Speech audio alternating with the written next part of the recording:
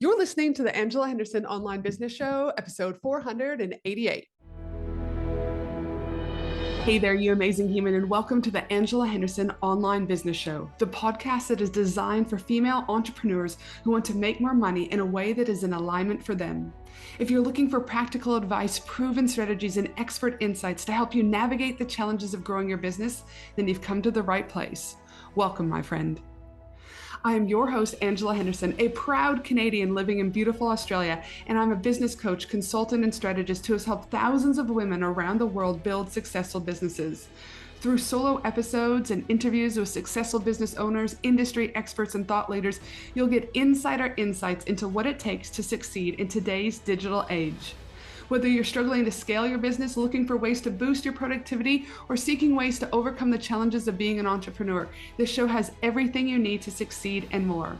So subscribe, pop your headphones on, and get ready to creating the business and life you deserve today by allowing the Angela Henderson Online Business Show help you create a winning strategy, develop the right mindset, and build lasting wealth.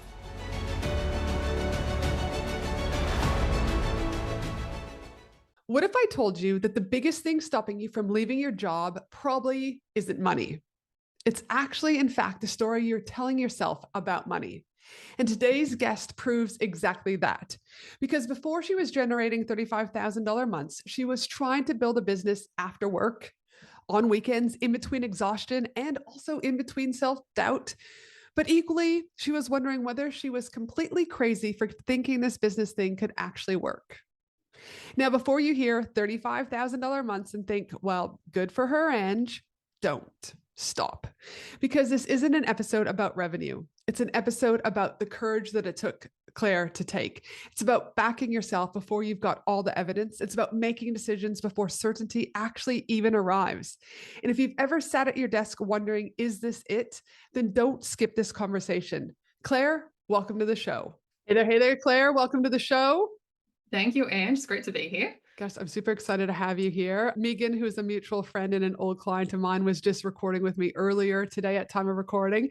And I was just saying, it brings me so much joy when I look at my calendar and I see who I get to record with, especially if it's current clients or old clients, because I love the energy you guys bring. So I'm excited for you to be here today, where we're going to talk a little bit about you going from your day job to 35K months, the risk, the fear, and the leap that it took, because it's not an easy thing to do.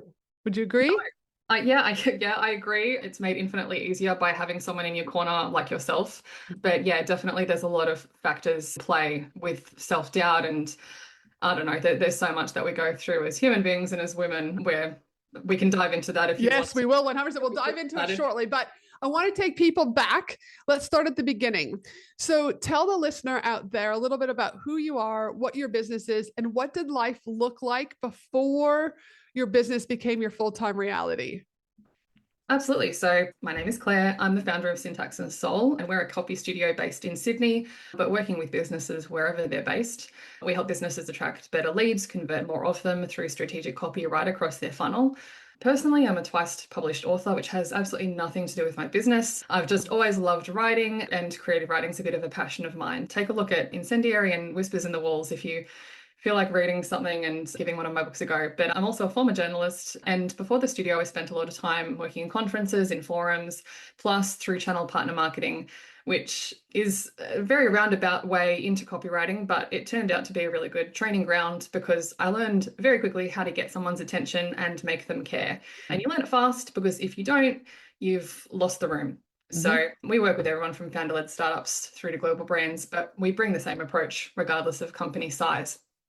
And I didn't know that about you. I love that, like you said, like you had to work, like it either had to work or you were going to get left behind. That's really cool.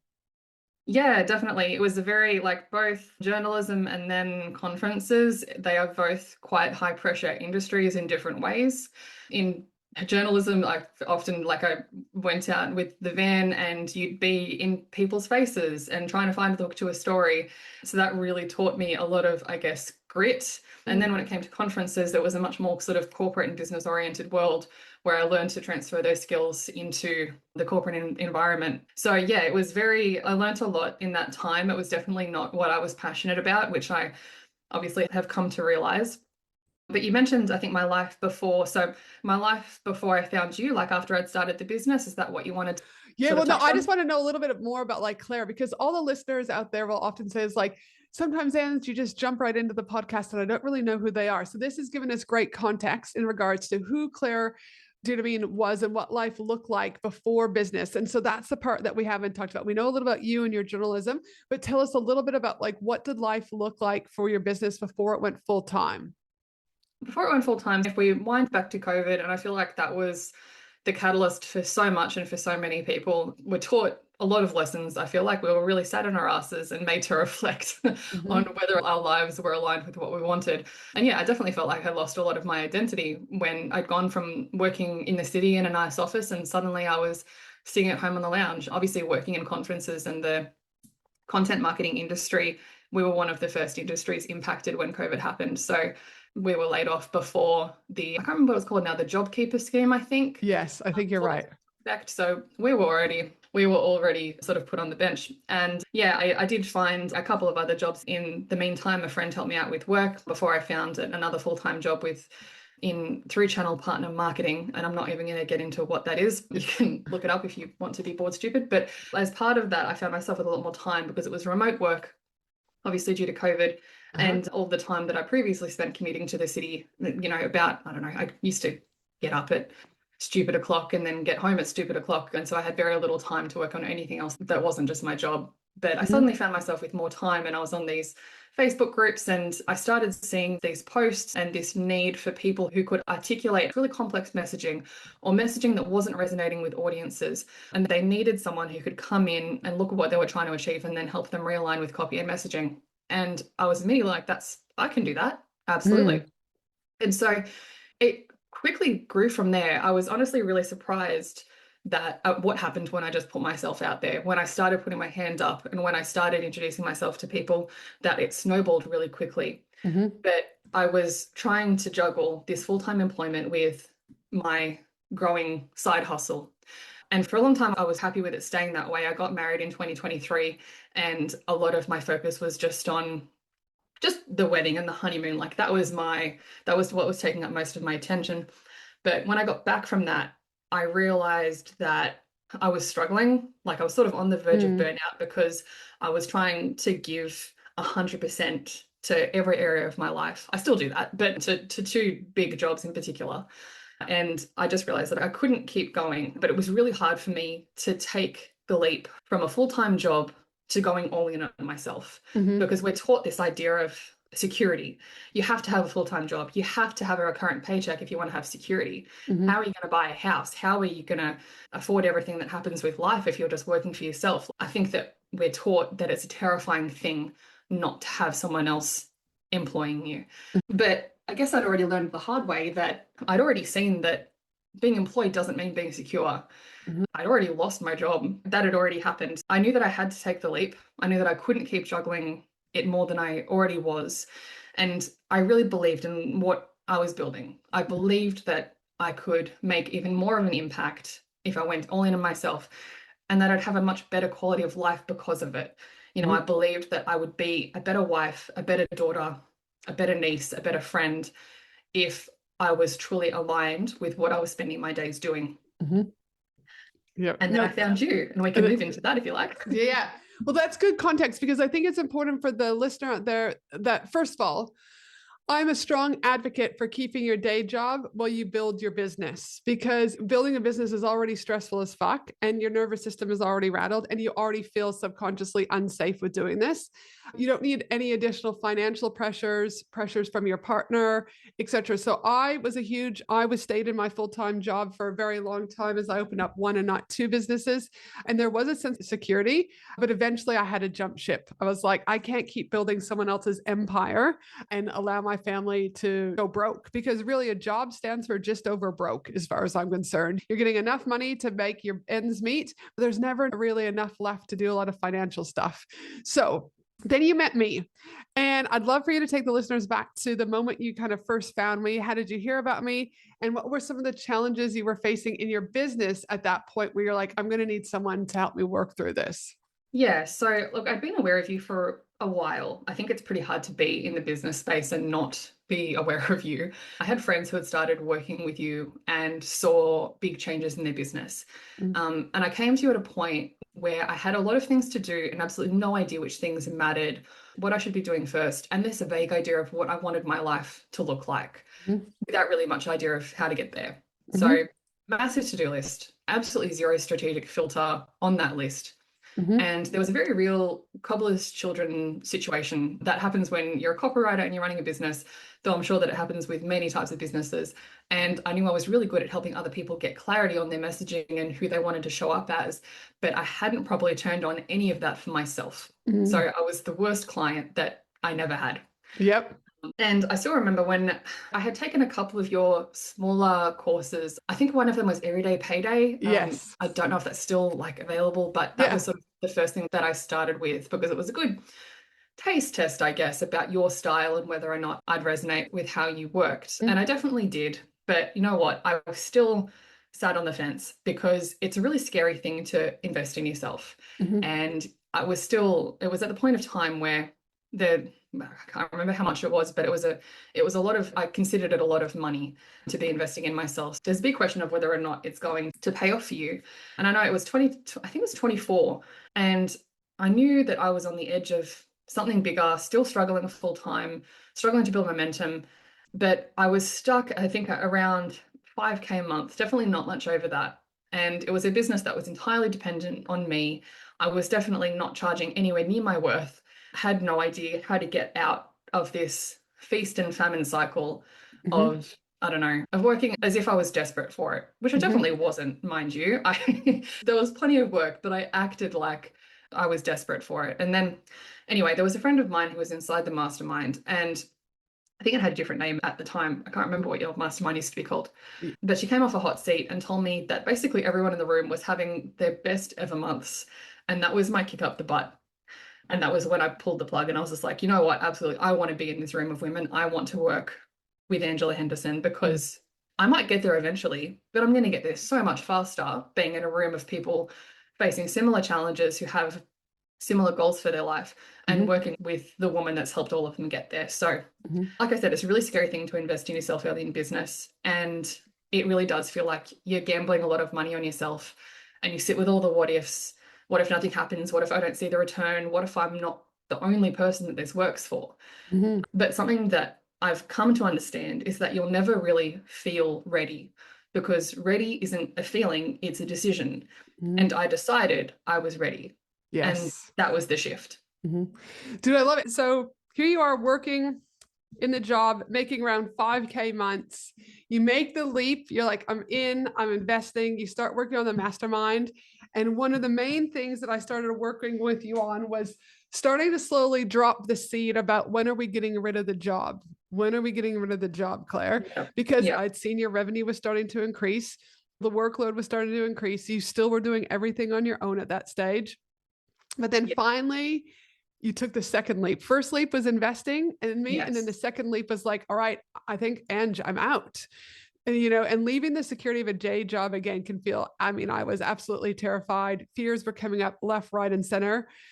But what ultimately helped you to finally take that second leap and trust in yourself and that the business was going to be a success, which has now gotten you to 35K months? Yeah, I think the second ceiling, like after I started working with you, I think that the latter ceiling that I found was at about 18K a month. And that was still while I was working full time because I don't know what number I was trying to reach before I decided I was going to quit. I think I kept moving the goalpost for myself. You did keep moving it. Yes, you did. Yep. And it was at about 18K months. I definitely did have more time to invest. And while my focus was so split, it definitely wasn't going to go past that. And every month on the hot seat be, Ange, when are you quitting your job? When are you quitting your job? When are we going to start putting your notice in? And it was always later. And then the line was at Bali. You had a Bali retreat in, gosh, what year was it now? Maybe the end of 2024, end of 2024. Yeah, end of 2024. I must have been wrong about when I started with you then. It must have even been, well, yeah, it was obviously before that, about a year before that. That must have been 23. But anyway, so we're at this Bali retreat. And honestly, I think that was one of the biggest shifts that happened for me. And if you get a chance to go to one of Angela's retreats, conferences, especially Bali, where you're just so immersed in the experience, I highly recommend that you take it because it really does change how, like, you remove yourself from a situation and it completely changes how you see it. And I was in a room full of women and I couldn't believe I was sharing a space with them because they were achieving things I considered so far in my future, if ever. So to be able to share space with them, I was genuinely so humbled and so grateful. And I had all of them being like, what the hell are you doing? Why are you still working? Mm-hmm. And I couldn't give any of them a proper answer. And so that was I left Bali being like, okay, I'm going to do something. And then that week, I decided that was it. I remember it was 30 minutes before I was meant to meet with my boss over Zoom virtually. And I went to talk to my husband and I said, I'm going to quit my job. And he said, well, I'm not going to stop you from doing anything. And I'm really grateful that he said that because I know that a lot of other partners out there wouldn't have. Mm-hmm. But he knew me and he supports me and he knew, like, he had faith. He had the same faith that I had. So I got on my Zoom call and I left my job. And that was, I remember posting in the chat from Bali and the celebration that everyone had because Yes, we they knew what erupted.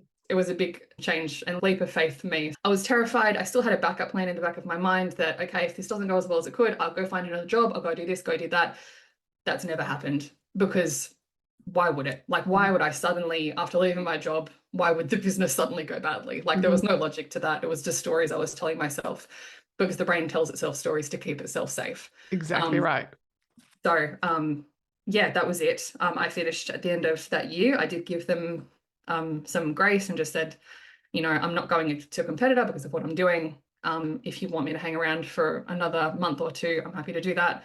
But then, yeah, I finished at the end of 2024. So the start of last year was when I went all in myself.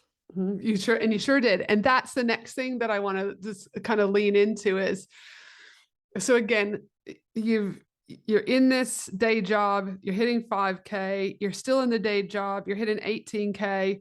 From 18K, you go to Bali, you're like, shit, all right, I need to pull the plug. Tell your boss, see you later, Felicia.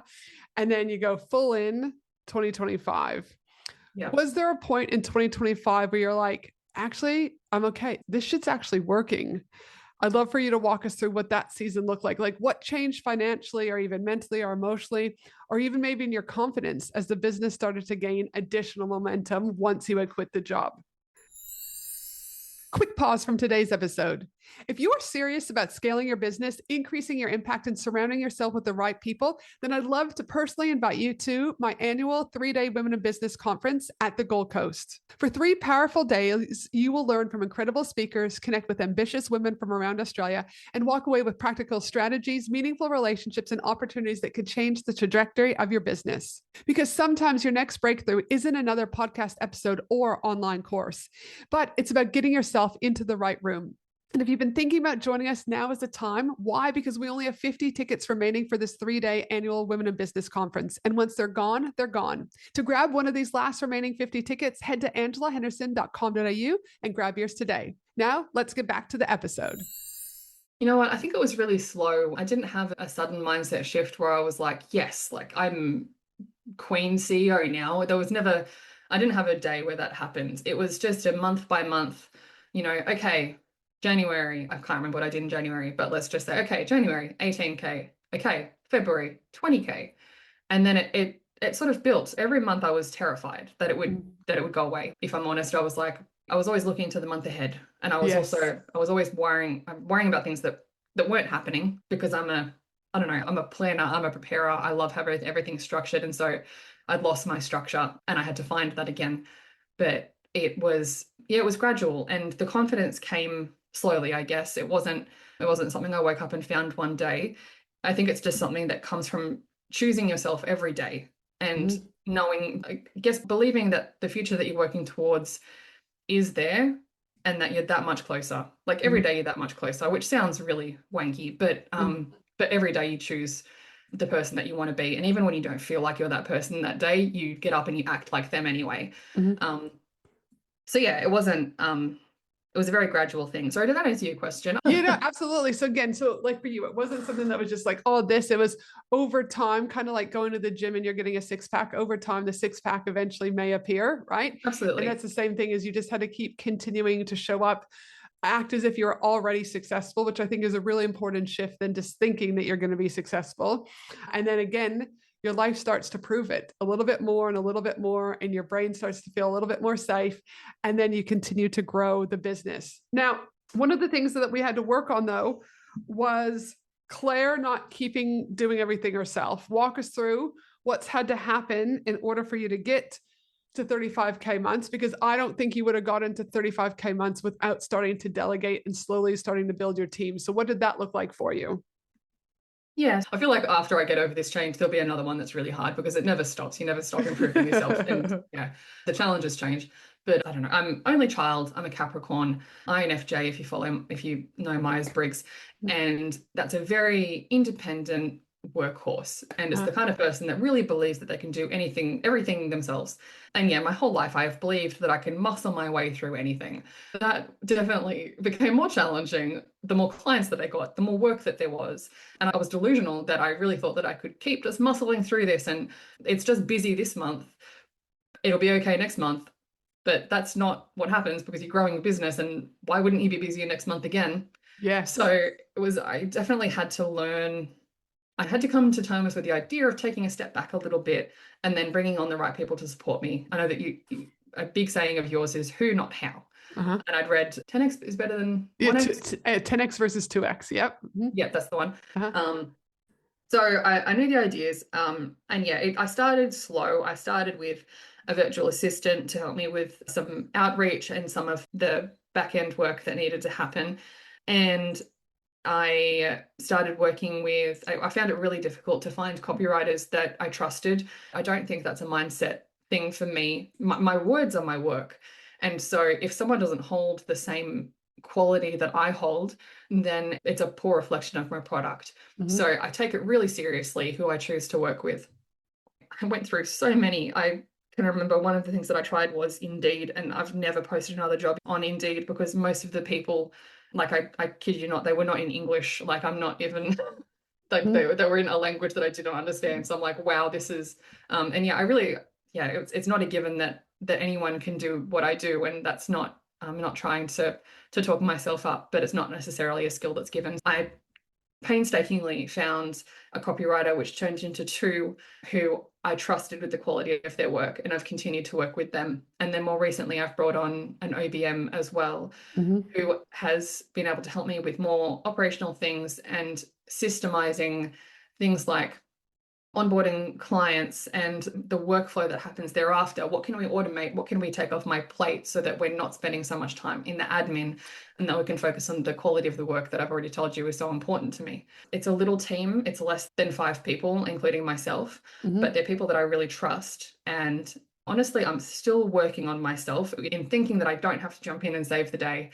And I need to get over it because it's almost narcissistic when you think about it to think that I have to hold the whole world together. I really don't. I'm not that important. I'm still learning to take a step back, but I've got the right team in place now and that will continue to grow. I continue to let things go that I know don't need my oversight because, as I'm always preaching to other business owners, your focus is best spent on your area of expertise. So why would I be wasting time trying to figure out my bookkeeping? I've also got a great bookkeeper. If we count them in my team, maybe there were over 5. I've got those people in those places because they're great at what they do. And I need to focus on the client and the quality of work that we're delivering. And because of your team development, though, you also then were able to step away for 2 and a bit weeks, head to America, where you were in California and Nevada. Yeah. And you were able to, correct me if I'm wrong, but I believe that I'm recalling this correctly when we were on the hot seat, is it was the first time you were able to step away from the business and just allow and trust the team to do what they need to do and for you to be fully immersed with your husband while you went away. What was that like for you? Surreal. I didn't think that would be possible for a while. I think it was Christmas lunch with the lovely ladies from Rubionics, and that's a plug for them because they are amazing marketers and website developers and brand specialists. So plug for them. But I was having lunch with them and I had said, look, I would love to be able to go somewhere and not have everything stop.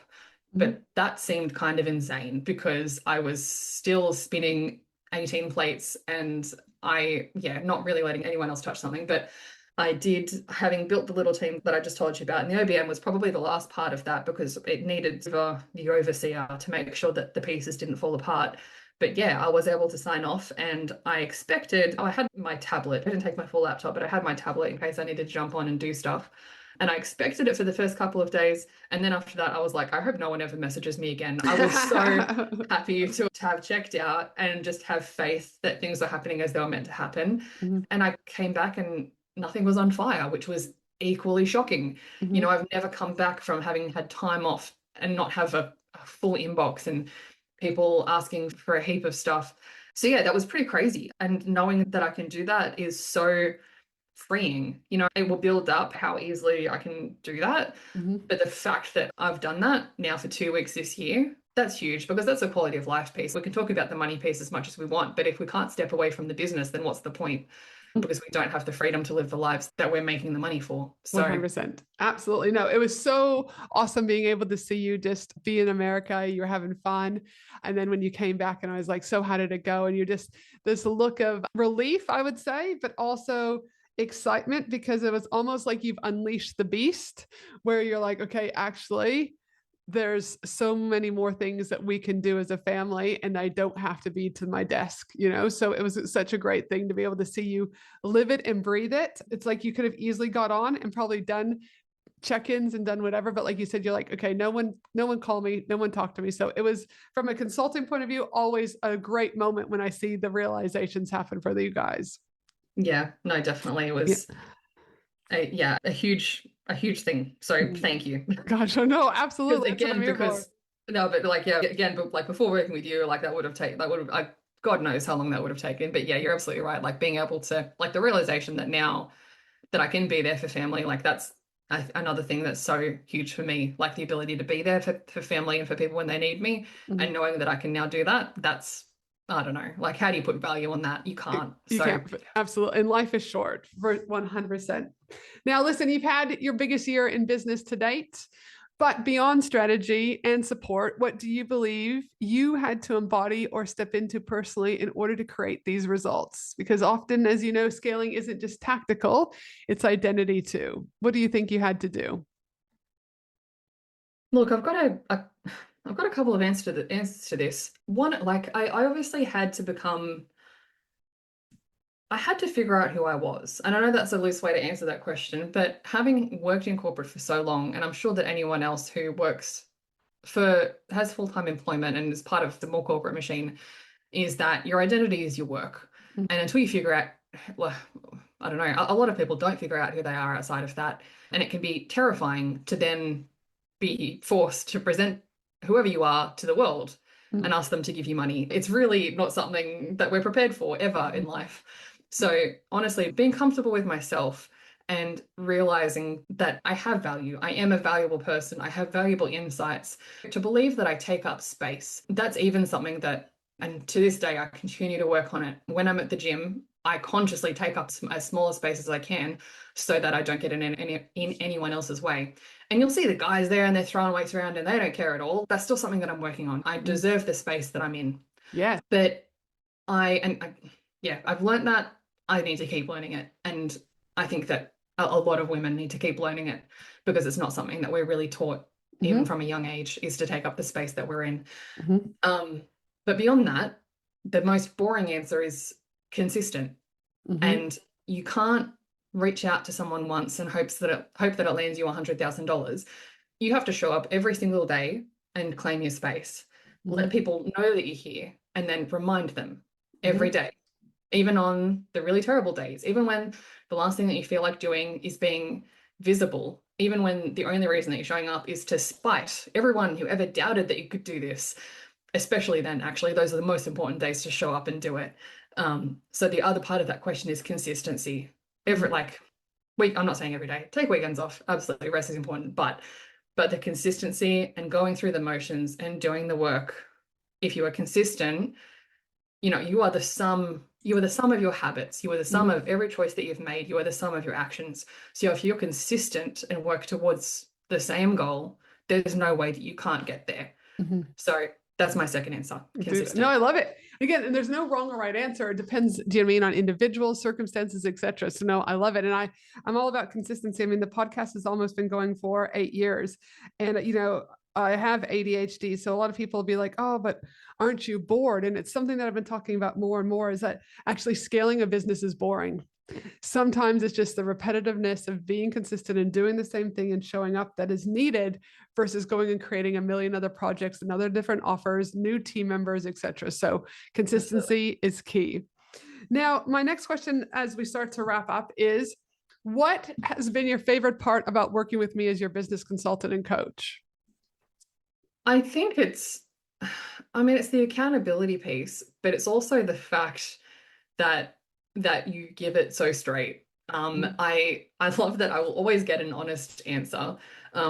You never mince words, and that you're never going to tell me what I want to hear. You're going to tell me what I need to hear. Mm-hmm. And when you're in business, it can be hard to find people who will actually just tell you the truth, because everyone around you has their own stake in how you feel. Like everyone kind of wants something from you, Mm-hmm. which is not to give you some kind of complex, but everyone does have some have something, like your clients, your relationships. Everyone has a certain stake in it, but there isn't that problem with you, and you're always going to call it exactly as you see it.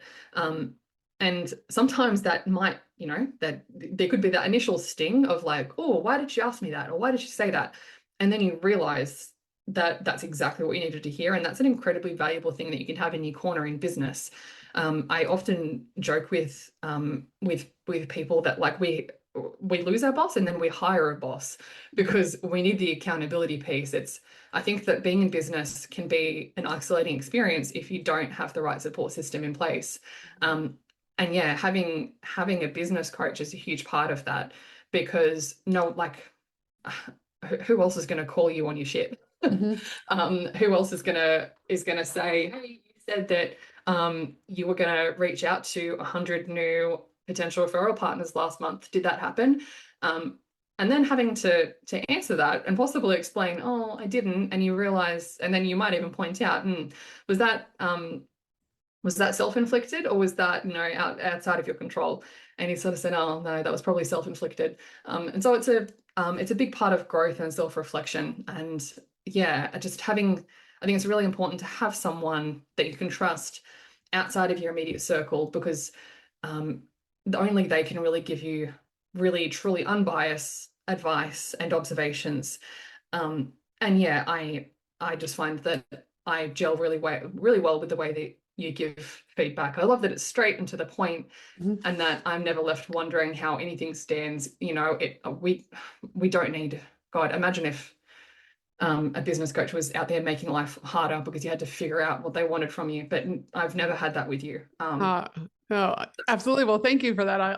It's always, everyone has something different and it always makes me smile, whatever it is, do you know what I mean, that your takeaway is. So no, I receive that and I appreciate that for sure. Definitely do. Definitely receive. Yes. Now, for the listener out there who knows they're meant for more, but they're scared to take the leap, what would you say to them about taking the leap and investing with a business consultant and coach?